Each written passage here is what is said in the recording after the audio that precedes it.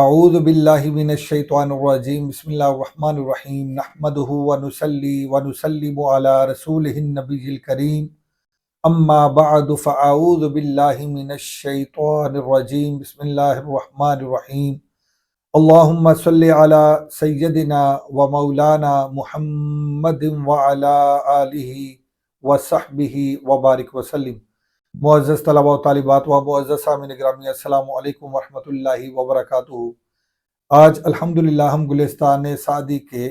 22ویں lecture میں حاضر ہیں۔ آج انشاءاللہ العزیز ہم گلستان سعدی کے باب اول کی 16ویں حکایت پڑھیں گے۔ تو چلتے ہیں بلا تاخیر ہم آج کے سبق کی طرف۔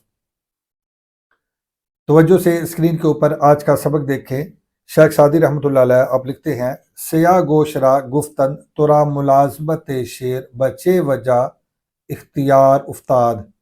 شیخ سعدی رحمۃ اللہ علیہ آپ لکھتے ہیں کہ لوگوں نے سیاہ گوش سے پوچھا۔ سیاہ گوش ایک شکاری جانور کا نام ہے جس کے کان لمبے، کالے اور نوکیلے ہوتے ہیں اور عموماً یہ کھڑے ہوتے ہیں، اور اس کے کان کھڑے ہوتے ہیں اور یہ بلی سے بڑا اور کتے سے چھوٹا جانور ہوتا ہے۔ تو سیاہ گوش سے لوگوں نے پوچھا، ترا ملازمت شیر بچے وجہ اختیار افتاد، کہ تو نے کس وجہ سے شیر کی ملازمت اختیار کر لی؟ مراد یہ کہ تو کیوں شیر کے زیر سایہ آ گیا، تو نے شیر کے زیر سایہ رہنے کو کیوں پسند کر لیا، کیوں تو شیر کے ساتھ رہتا ہے اور اس کے زیر سایہ رہتا ہے؟ گفت، اس نے کہا، تا فضلہ سیدش می خرم، تو وہ سیاہ گوش کہنے لگا، تاکہ میں اس کا فضلہ یعنی اس کا بچا کھچا کھا لیا کروں، اس لیے میں اس کے زیر سایہ رہتا ہوں، کیونکہ وہ شکاری ہے، وہ شکار کرتا ہے، اور جو اس کا فضلہ ہوتا ہے یعنی جو بچ جاتا ہے اس کا بچا کھچا پھر میں کھا لیتا ہوں، اس لیے میں اس کی صحبت میں رہتا ہوں، اس کے زیر سایہ رہتا ہوں۔ تا فضلہ سیدش بخرم، تاکہ میں اس کا بچا کھچا کھا لوں۔ وَأَذْ شَرِّ دشمنا در پناہ سولتش زندگانی مکنم، اور دوسری وجہ یہ بھی ہے اس کے زیر سایہ رہنے کی، تاکہ میں اس کی دبدبے کی پناہ میں رہوں، تاکہ میں دشمنوں کے شر سے بچا رہوں، تاکہ میں دشمنوں کے شر سے بچا رہوں۔ وَأَذْ شَرِّ دشمنا در پناہ سولتش زندگانی مکنم، تاکہ میں دشمنوں کے شر سے اس کی پناہ میں رہ کر زندگی بسر کر سکوں، تاکہ میں دشمنوں کے شر سے بچا رہوں اور اس کی پناہ میں زندگی بسر کروں۔ گفتندش، لوگوں نے اس سے کہا، یعنی سیاہ گوش سے لوگوں نے کہا، اس سے پوچھا کہ اکنو کے بازل حمایتش درام دی، اب جب کہ تو اس کی حمایت کے سائے میں ہے، اب جب کہ تو اس کی حمایت کے سائے میں ہے، اس کے زیر سایہ ہے، وَبَشُکْرِ نعمتش اعتراف کر دی، اور تو اس کی نعمتوں کے شکر کا اعتراف بھی کرتا ہے، اس کی نعمتوں کے شکر کا اعتراف بھی کرتا ہے۔ چرا نزدیک تر نیائی، تو اے سیاہ گوش تو اس کے زیادہ قریب کیوں نہیں آتا،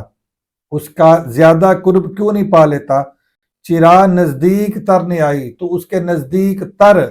یعنی زیادہ قربت اس کی کیوں اختیار نہیں کرتا، اس کی زیادہ نزدیکی اختیار کیوں نہیں کرتا، کیوں تو اس کے زیادہ نزدیک نہیں آتا، کیوں؟ تاب حلقہ خاصانت درارد، تاکہ وہ تجھے اپنے خاص لوگوں کے حلقے میں شامل کر لے، تاکہ وہ تجھے یعنی وہ شیر تجھے اپنے خاص لوگوں کے حلقے میں شامل کر لے۔ وَأَز بندگان مخلصت شمارد، اور اپنے مخلص دوستوں میں تمہیں شمار کرے، اپنے مخلص بندوں میں یعنی اپنے مخلص دوستوں میں تجھے شمار کرے، تو اس کی زیادہ قربت کیوں نہیں پا لیتا، اس کے زیادہ قریب کیوں نہیں آتا؟ گفت، اس نے کہا، از بطش و ہم چنا ایمن نیستم، اس لیے کہ میں اس کی گرفت سے، اس کی پکڑ سے بھی بے خوف نہیں ہوں۔ اس نے کہا، کیونکہ میں اس کی گرفت سے بے خوف نہیں ہوں۔ اس نے کہا یعنی سیاہ گوش نے پھر لوگوں کو جواب دیا، کیونکہ میں اس کی گرفت سے بے خوف نہیں ہوں، کیونکہ وہ جنگل کا بادشاہ ہے، وہ شکاری ہے۔ اگر وہ اس کے دل میں آئے تو وہ کسی وقت میرے اوپر بھی حملہ آور ہو سکتا ہے، میرے اوپر بھی جپٹ سکتا ہے، تو میں اس کی گرفت سے بے خوف بھی نہیں ہوں، میں اس کی گرفت کا خوف بھی رکھتا ہوں، اس لیے میں اس کا زیادہ قرب حاصل نہیں کرتا، میں اس کی زیادہ نزدیکی حاصل نہیں کرتا، اس لیے میں اس کے زیادہ قریب نہیں جاتا، کیونکہ اگر اس کا موڈ بنے تو وہ میرے اوپر بھی جپٹ سکتا ہے، میرے اوپر بھی وہ جپٹ سکتا ہے اور میرے اوپر بھی وہ حملہ آور ہو سکتا ہے۔ شیخ سعدی رحمۃ اللہ علیہ اگلے لکھتے ہیں، اگر 100 سال گبر آتش فروزد، اگر آتش پرست 100 سال بھی آگ جلاتا رہے، آگ کو روشن کرتا رہے، اگر یک دم درو افتد بسوزد، اگر یک دم درو افتد بسوزد، اگر وہ ایک لمحے کے لیے بھی اس پہ گرے گا تو وہ آگ اس کو جلا کے راکھ بنا دے گی، تو وہ آگ اس کو جلا دے گی۔ حالانکہ ہے وہ آتش پرست، آگ کی پوجا کرنے والا، آگ کا پجاری، 100 سال تک بھی اگر اس کی پوجا کرتا رہے لیکن ایک لمحہ بھی اس میں گرے گا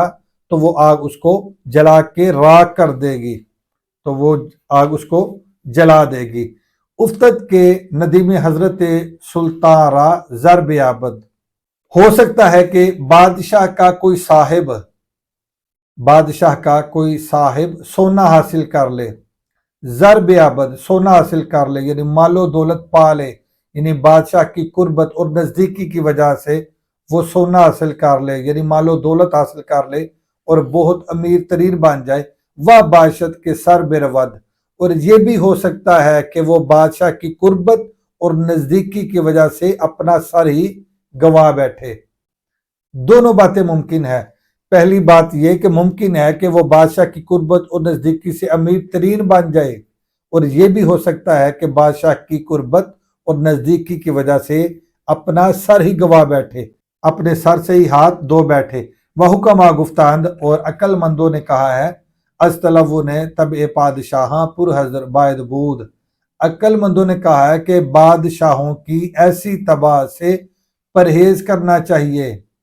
ان کی تلون مزاجی سے بچنا چاہیے، پرہیز کرنا چاہیے۔ کیوں کہ وقت بسلا میں برنجد و گاہے بادشنا میں خلت دہند، کیونکہ بادشاہ ایسے لوگ ہوتے ہیں، وہ بادشاہ ہوتے ہیں کہ وقت بسلا میں برنجد، کبھی کبھی تو ان کی طبیعت ایسی ہوتی ہے کہ سلام کے ساتھ ہی وہ رنجیدہ ہو جاتے ہیں، کہ کوئی ان کو سلام کرے تو وہ رنجیدہ ہو جاتے ہیں اور وہ ناراض ہو جاتے ہیں۔ وہ گاہے بادشنام میں خلت دہند، اور کبھی ان کا موڈ ایسا ہوتا ہے اور ان کی طبیعت ایسی ہوتی ہے کہ ان کو کوئی گالی بھی دے دے تو وہ اس کے جواب میں جوڑا دے دیتے ہیں، وہ اس کو خلعت دے دیتے ہیں، لباس کا جوڑا دے دیتے ہیں۔ وہ گفتہ ان، اور عقل مندوں نے کہا ہے کہ ظرافت بسیار ہنر ندیماست، کہ بہت زیادہ ہنسی مذاق یہ مصاحبوں کا ہنر ہے، وہ عیب حکیمہ، جبکہ یہ حکیم لوگ یعنی عقل مندوں کے لیے عیب ہے۔ زیادہ ہنسی مذاق صاحبوں کا ہنر ہے، یہ ان کا وطیرہ ہے، ان کا طریقہ ہے، یہ ان کا کام ہے، ان کا پیشہ ہے، جو صاحب ہیں یعنی جو دوست ہیں، جو قریبی ہیں، جبکہ جو عقل مند ہے یہ ان کے لیے عیب ہے، زیادہ ہنسی مذاق کرنا۔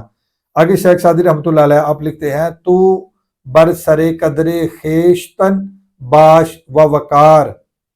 تو اپنے مرتبے اور وقار پر قائم رہ، تو اپنے مرتبے اور وقار پر قائم رہ، بازی و ظرافت با ندیبہ و گزار، بازی و ظرافت با ندیبہ و گزار، اور ہنسی مذاق کو دوستوں کے لیے چھوڑ دے، تو اپنے وقار پر قائم رہ اور اس ہنسی مذاق کو تو دوستوں کے لیے چھوڑ دے۔ تو امید ہے کہ آج کی یہ حکایت بھی آپ نے اچھے طریقے سے سماعت کی ہوگی۔ آج کے لیے اتنے کافی ہے۔ اللہ حافظ۔ السلام علیکم ورحمۃ اللہ وبرکاتہ۔